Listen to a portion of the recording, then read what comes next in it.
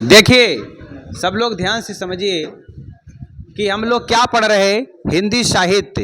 हिंदी साहित्य में सबसे पहले हमने आपको क्या बताया, कौन सा काल, सबसे पहले कौन सा काल पढ़ाया, आदिकाल। आदिकाल के बाद में भक्तिकाल, भक्तिकाल के बाद रीतिकाल। रीतिकाल में कितनी धाराएं, 3 धाराएं। ठीक है भाई। रीतिकाल के बाद कौन सा काल आ गया, आधुनिक काल। तो आधुनिक काल को हम और क्या कहते, गद्य काल। यहीं से शुरुआत हुई गद्य और पद्य की। तो ध्यान से समझिए भैया, बातें नहीं, सामने देखिए क्या लिखा है कि सबसे पहले कौन सा युग आया, तो भारतेंदु युग। कौन सा युग, भारतेंदु युग। और भारतेंदु युग को ही हम क्या कहते, पुनर्जागरण काल। क्या कहते भाई, पुनर्जागरण काल।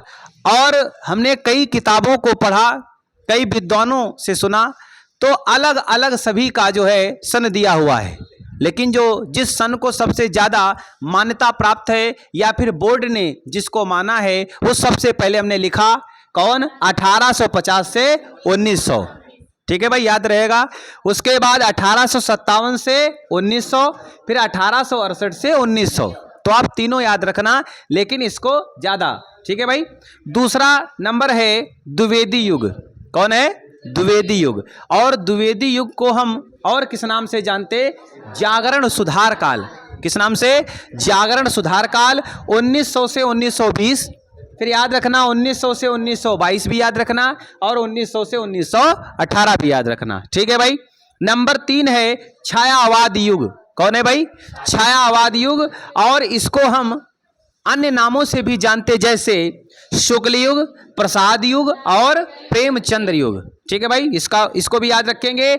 1918 से 1936, 1920 से 1938। ठीक है भाई। उसके बाद नंबर 4 कौन आया, प्रगतिवाद युग। कौन आया, प्रगतिवाद युग। 1938 से 1943, 1936 से 1943।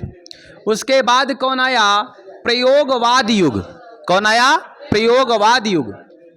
1943 से 1951, 1943 से 1953।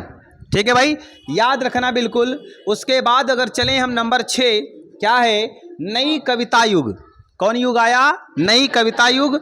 और इसका सन याद रखना 1951 से 1953 या फिर 1959। ठीक है भाई। नंबर 7 जो है शाठोत्तरी कविता है, और जो 1960 से आगे तक है। समझ में आ गया। इस तरीके से हमने सब कुछ सीख लिया है। अब हम क्या हेडिंग डालेंगे, भारतेंदु युग। अब हम अच्छे से समझने क्या जा रहे हैं, भारतेंदु युग। ठीक है, चलिए।